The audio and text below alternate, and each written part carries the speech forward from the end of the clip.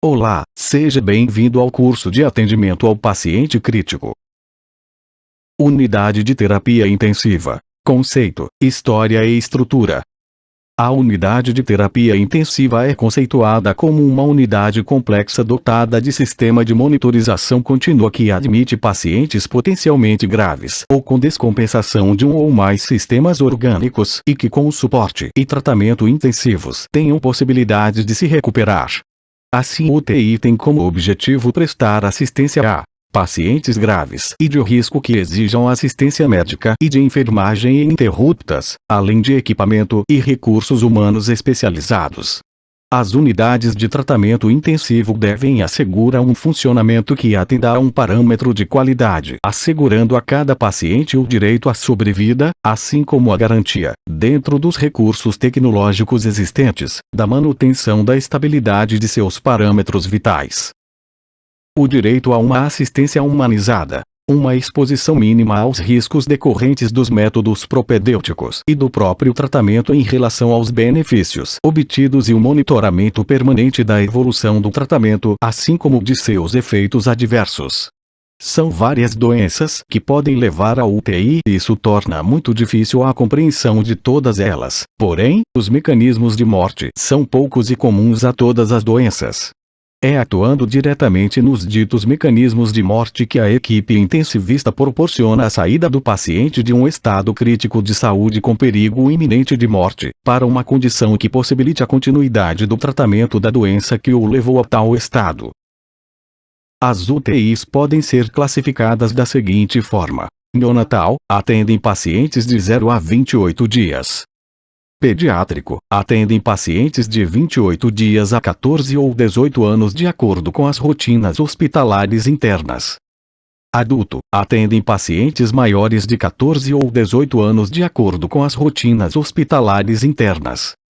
Especializada, voltada para pacientes atendidos por determinada especialidade ou pertencentes a um grupo específico de doenças.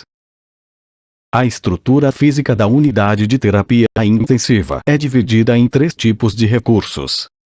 Veja no diagrama abaixo os recursos para estruturar uma UTI.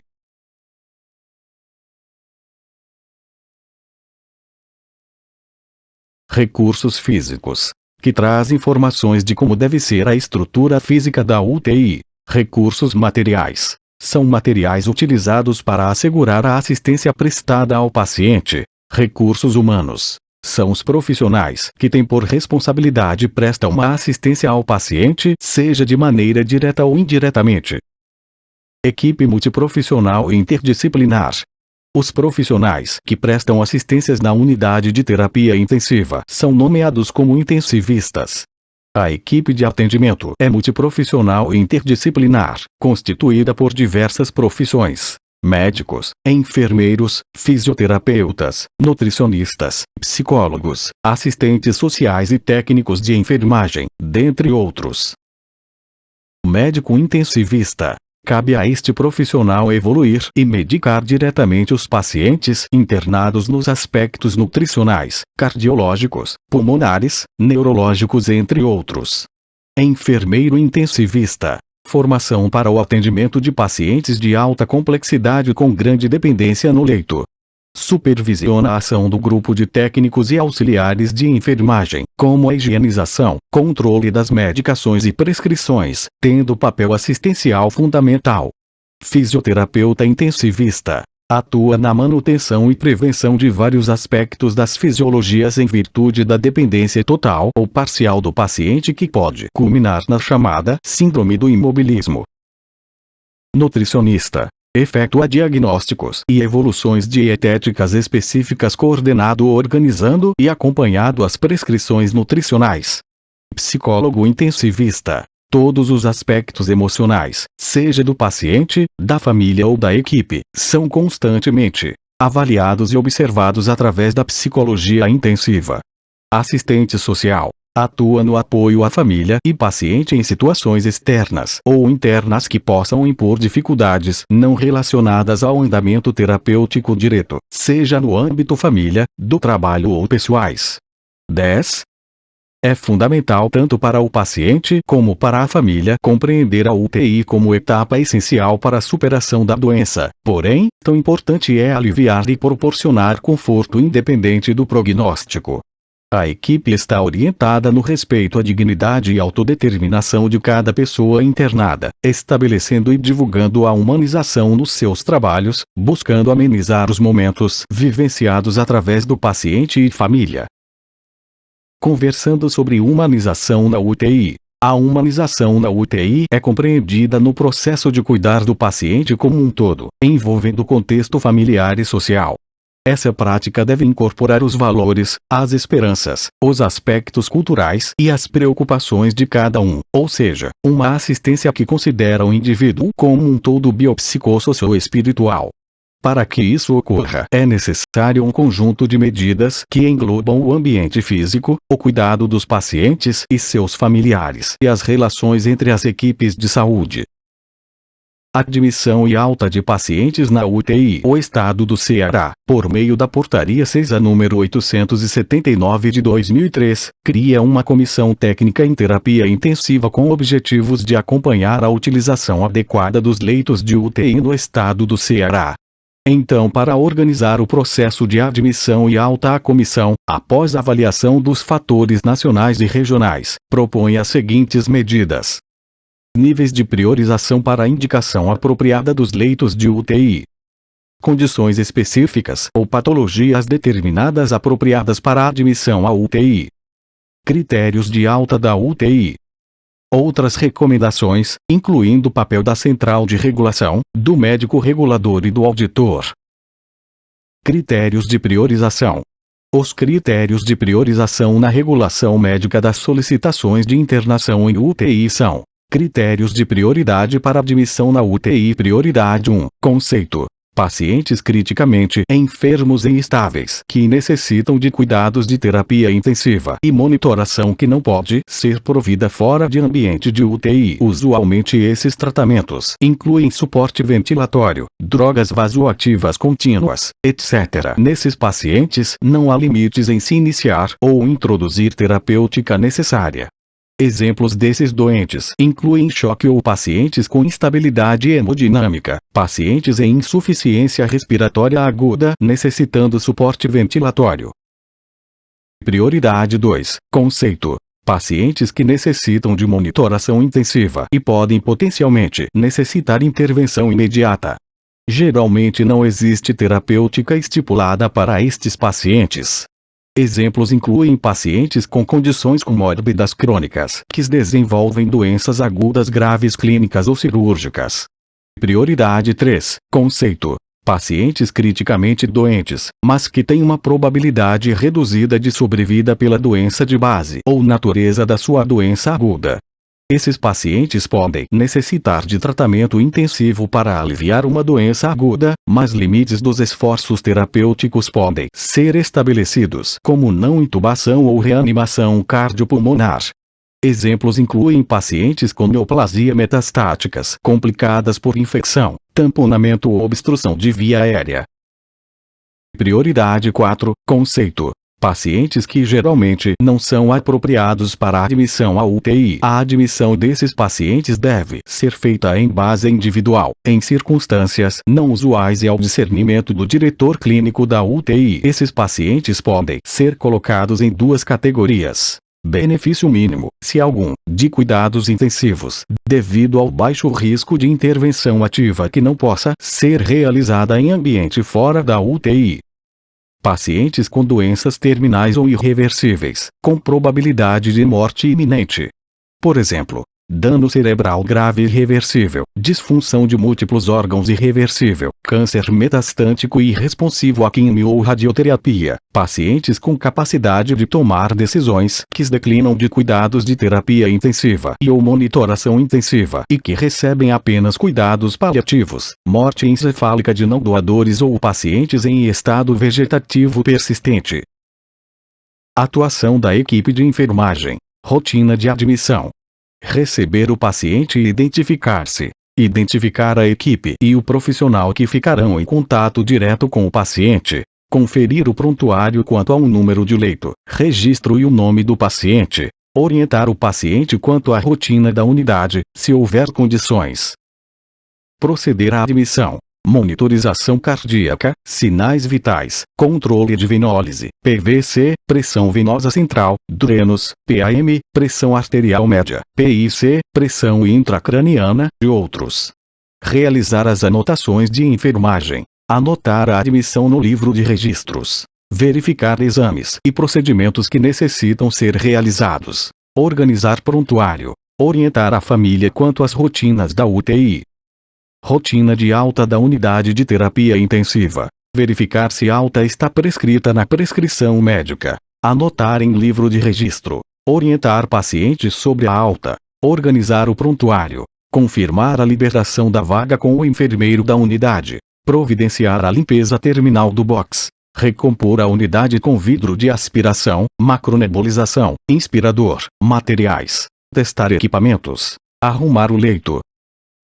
Rotina de montagem do leito. Arrumar o leito com roupas de cama de acordo com a técnica mencionada em módulos anteriores. Disponibilizar à beira do leito uma bandeja ou, se houver gavetas, armazenar nelas luvas de procedimentos e máscaras, cateter de oxigênio, água estéril, sonda de aspiração e material para coleta de exames laboratoriais e punção venosa. Disponibilizar para cada leito um ambu com extensão e máscara em boas condições de uso. Verificar e conferir a régua da cabeceira do leito. Verificar se estão conectadas as válvulas de saídas de oxigênio, ar comprimido. Instalar o fluxômetro com água estéril até a marca indicada com sua extensão para a conexão do cateter de oxigênio, ou instalar um fluxômetro com água estéril até a marca indicada com sua extensão para a conexão de máscara para nebulização contínua. Conectar os eletrodos nas conexões do monitor cardíaco. Nos casos de monitor multiparâmetros, conectar o manguito de pressão não invasiva e oxímetro testar o monitor simples ou multiparâmetros. Conectar o respirador às saídas de oxigênio e ar comprimido, ou somente oxigênio, de acordo com o modelo, e testá-lo. A monitorização hemodinâmica é compreendida por parâmetros capturados através de aparelhos conectados aos pacientes, permitindo a avaliação e acompanhamento dos dados vitais. Pode ser invasivo e não invasivo. Monitorização hemodinâmica não invasiva. A monitorização hemodinâmica não invasiva é utilizada de alguma forma em todas as unidades de cuidados ao paciente. Atualmente esse tipo de monitorização vem aumentando nas unidades de cuidados críticos, pois é baseado em técnicas menos invasivas, com facilidades no manuseio e de menor custo. Podemos citar como procedimentos não invasivos. Pressão arterial. A monitorização da pressão arterial não invasiva é uma prática muito comum no dia a dia da equipe de enfermagem, mas mesmo parecendo simples, exige da equipe conhecimentos técnicos e pode apresentar alterações significativas para o estado clínico do paciente. Existe também um método automatizado que é muito usado nos cuidados críticos.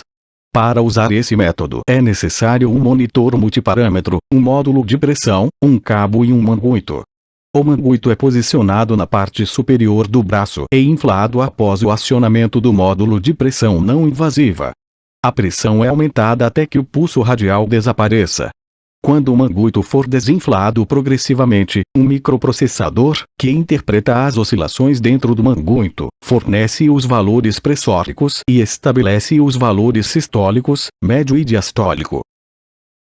Além da verificação pressórica, a monitorização eletrocardiográfica serve para a medição da frequência e do ritmo cardíaco, detectam arritmias, sinal do marcapasso e isquemia cardíaca, como também pode oferecer informações como saturação de oxigênio, frequência respiratória e pulso. Cuidados de enfermagem. A pele deve ser preparada adequadamente e os eletrodos instalados nas melhores posições possíveis. As peles úmidas ou oleosas devem ser limpas com álcool e seca para que os eletrodos tenham uma adesão máxima. As áreas pilosas da pele devem ser depiladas para melhor adesão e remoção menos dolorosa dos eletrodos. Atenção, pois o gel redutor pode provocar uma irritação cutânea. Os eletrodos devem ser instalados acima de proeminências ósseas, mas não sobre área de pele frouxa, com o objetivo de reduzir o movimento. Os eletrodos normalmente são projetados para uso único. O gel do eletrodo seco ou a falta de gel pode provocar traços instáveis. O acondicionamento dos eletrodos deve ser feito de modo adequado, evitando-se exposição ao calor ou remoção dos envoltórios. Os eletrodos frios podem não aderir à pele, portanto devem ser aquecidos nas mãos antes da aplicação. Prendedores frouxos ou desgastados podem provocar mau contato entre os fios condutores e os colchetes do eletrodo. Rupturas nos fios condutores podem causar transmissão eletrocardiográfica dificultada, devendo ser trocados e examinados com cuidado. As ligações não devem ser frouxas, e devem-se evitar fios desencapados e soltos. Ligar os alarmes e ajustar os parâmetros de acordo com as condições clínicas do paciente. Frequência cardíaca mínima e máxima, arritmias, pressão arterial, reconhecimento da presença do marca-passo. Prover informações sobre o equipamento e alarmes para o paciente e sua família, com o objetivo de proporcionar mais conforto e reduzir a ansiedade. Eletrocardiografia, ECG. O grande marco da história da monitorização hemodinâmica foi sem dúvida a possibilidade de aferição da pressão arterial. Contudo, posteriormente, a monitorização cardíaca através do eletrocardiograma veio aprofundar e complementar esse cuidado. As correntes elétricas que chegam a esses eletrodos provêm do coração, uma vez que cada fase do ciclo cardíaco é precedida e acompanhada de fenômenos elétricos que se difundem por todo o organismo, conhecidos como repolarização ventricular e despolarização. Na prática clínica, o eletrocardiograma é registrado 12 vezes em cada paciente, usando-se 12 posições diferentes dos eletrodos.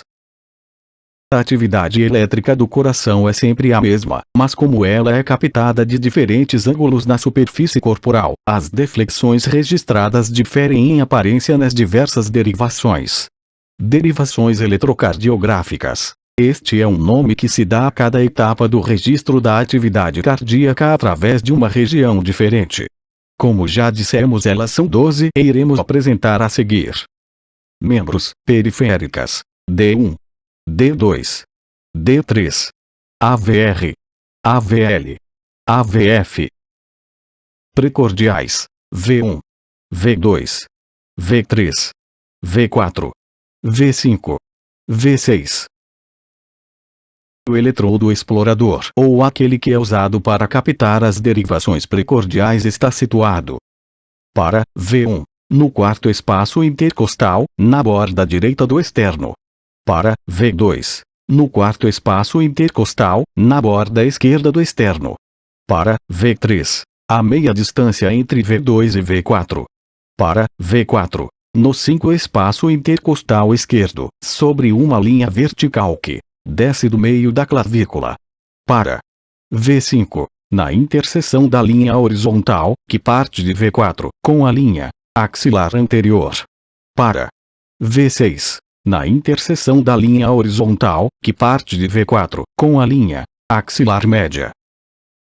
Oximetria de pulso. É um método seguro e simples para avaliar a oxigenação do paciente. Reflete a monitorização da saturação de oxigênio da hemoglobina arterial pelo oxímetro de pulso. A molécula de hemoglobina é capaz de carregar 98 a 99% de todo o oxigênio presente no sangue. A molécula de hemoglobina é considerada saturada quando está ligada a 4 moléculas de oxigênio, oxihemoglobina.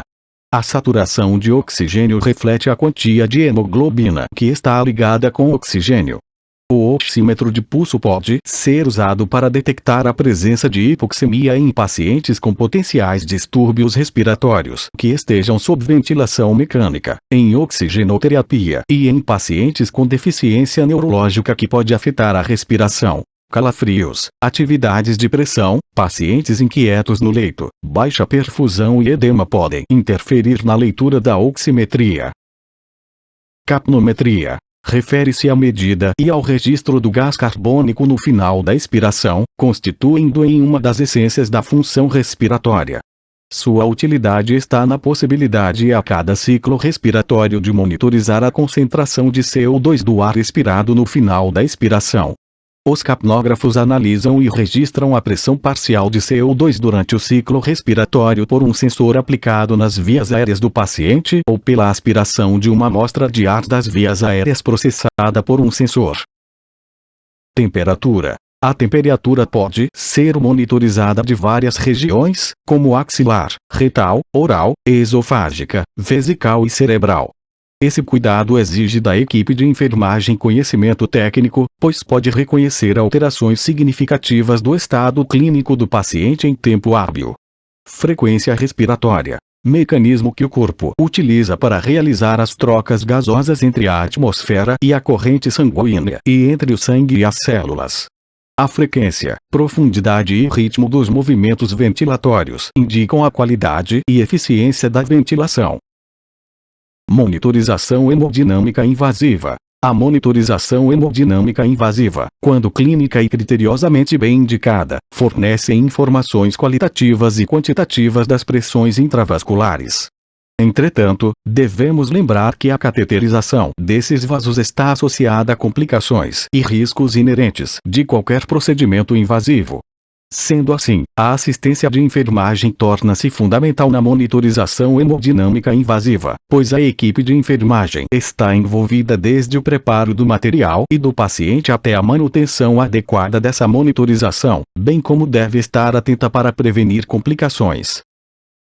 Higiene, conforto e segurança do paciente na UTI. O processo de cuidar do técnico de enfermagem abrange a assistência no âmbito da higiene, conforto e segurança do paciente em situações de cuidado crítico. Essas ações necessitam ter uma atenção e destreza nas ações planejadas, com o objetivo de evitar agravar ao paciente.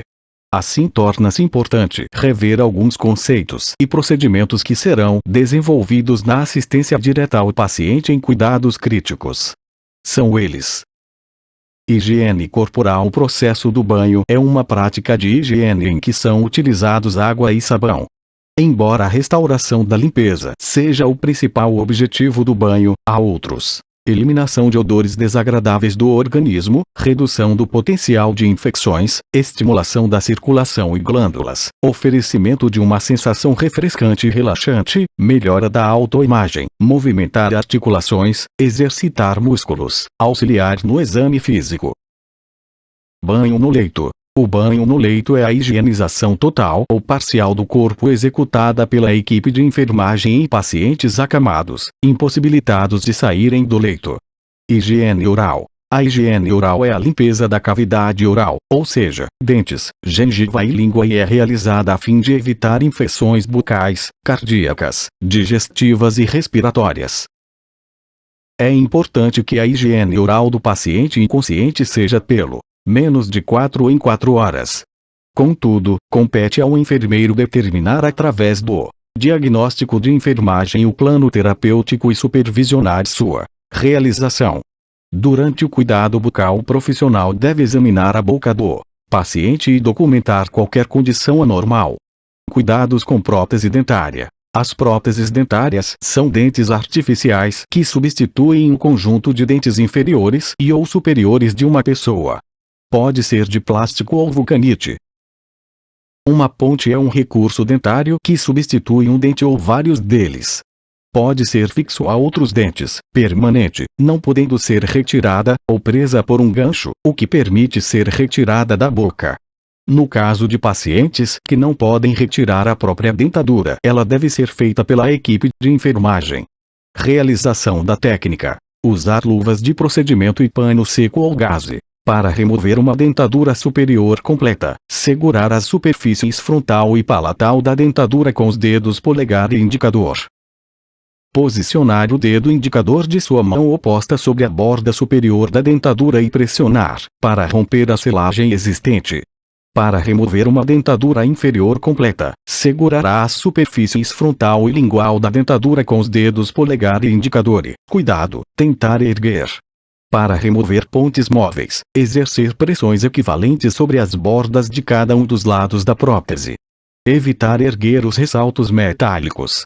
Após a remoção, deve colocá-las em uma cuba-rim com água fria ou morna. Escovar a dentadura com solução dentifrícia após a higiene oral do paciente.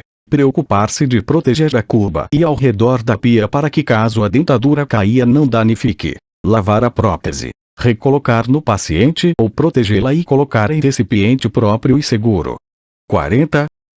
Lavagem dos cabelos. Esta técnica tem por finalidade manter a limpeza e a integridade do couro cabeludo, estimular a sensação de conforto e autoestima. Engloba a escovação e lavagem do cabelo do paciente. Higiene íntima. É a lavagem da região genital e perianal, proporciona conforto, previne infecções e auxilia o tratamento de infecções.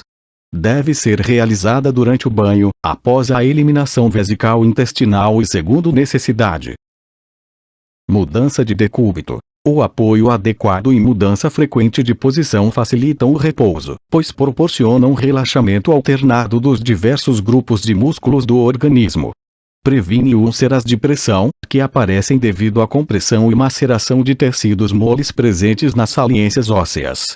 Para manter um alinhamento correto do corpo e diminuir a fadiga muscular são necessários camas e colchões adequados, além de dispositivos como almofadas ou travesseiros, suporte para os pés, sacos de areia, rolos de pano, dentre outros. Os cuidados de enfermagem para a colocação da posição seguem no quadro a seguir. Cuidados de enfermagem no posicionamento do paciente. Decúbito dorsal. Cuidado. Sugestão de resposta. Pacientes incapazes de se mover no leito devem ter a cabeça, pescoço e parte superior do ombro acomodado em travesseiro. Antebraços apoiados sobre travesseiros. Rolos para as mãos. Membros inferiores apoiados lateralmente, rolos de pano. Apoio sob os joelhos com rolinhos macios de pano. Apoio plantar, mantendo os pés em flexão dorsal. Decúbito lateral. Cuidado. Sugestão de resposta. A adoção de decúbito lateral direito ou esquerdo propicia bem-estar ao paciente que se encontra por longos períodos em decúbito dorsal, aliviando a pressão exercida nas regiões mais proeminentes do dorso. Para manter um alinhamento adequado do corpo, há necessidade de se colocar travesseiros sob a cabeça e o pescoço, sob o braço que está oposto ao colchão e entre os membros inferiores. Uma almofada pesada deve ser colocada para apoiar as costas. Posição de Fowler e semi-Fowler. Cuidado. Sugestão de resposta. É importante colocar travesseiros como apoio para a cabeça. Rolos para as mãos. Membros inferiores apoiados lateralmente com sacos de areia ou rolos de pano. Apoio sob os joelhos com rolinhos macios de pano. Apoio plantar, mantendo os pés em flexão dorsal. Massagem de conforto. A massagem de conforto deve ser realizada durante o banho ou mudança de decúbito. Tem como finalidade estimular a circulação local, prevenir úlceras de pressão, proporcionar confortos e bem-estar e possibilitar o relaxamento muscular. Imagem 4. Maneiras de promover massagem de conforto. Figura 1. Massagem com movimentos suaves. Figura 2. Movimento de amassamento. Figura 3. Repetir a massagem com movimentos suaves. Contenção do paciente ao leito. As medidas de segurança visam principalmente evitar a queda de pacientes do leito. Pacientes graves, crianças, idosos, inconscientes e agitados devem ser colocados em camas com grades e, muitas vezes, há necessidade de restringir os movimentos por meio de ataduras, lençóis em diagonal, dentre outros.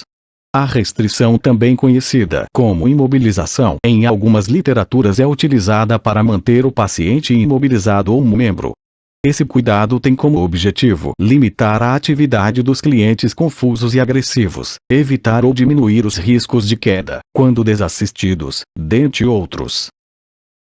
Restrição do ombro. A faixa de lenço é colocada sob o dorso do paciente, passa pelas axilas, cruza sob o pescoço e amarra-se na cabeceira da cama. Restrição do abdômen. Usar uma faixa de lenço sob a região lombar e outra sobre o abdômen. Trança ambas as pontas de cada lado e amarra no estrado da cama. Restrição de MMSS e MI. Feita com ataduras de crepe larga, no mínimo de 15 cm de largura. Há várias maneiras de realizar a restrição. O importante é proteger a área com algodão ou compressas, e evitar o garroteamento. Cuidados com a contenção. Observar cianose, edema, queixa de dor ou formigamento. A restrição deve ser aplicada com cuidado para evitar complicações. Remover a restrição 2 vezes ao dia e fazer a higiene com água e sabão. Massagear, proteger e restringir novamente, se necessário. Transporte do paciente, cuidados com o transporte. Durante a movimentação ou transporte de pacientes, deve-se ter cuidado com soros, cateteres, drenos e aparelhos. Os pacientes inconscientes, confusos e agitados devem ser transportados com as grades elevadas e membros superiores restringidos, se necessário. Ter cuidado para que nenhum membro fique posicionado inadequadamente fora da maca. Em caso de encaminhamento para exames ou cirurgia, anotar na papeleta a hora da saída e o destino e, no retorno, a hora da chegada, procedimento realizado e intercorrências. Caro aluno, chegamos ao fim dessa aula. Obrigado e até a próxima.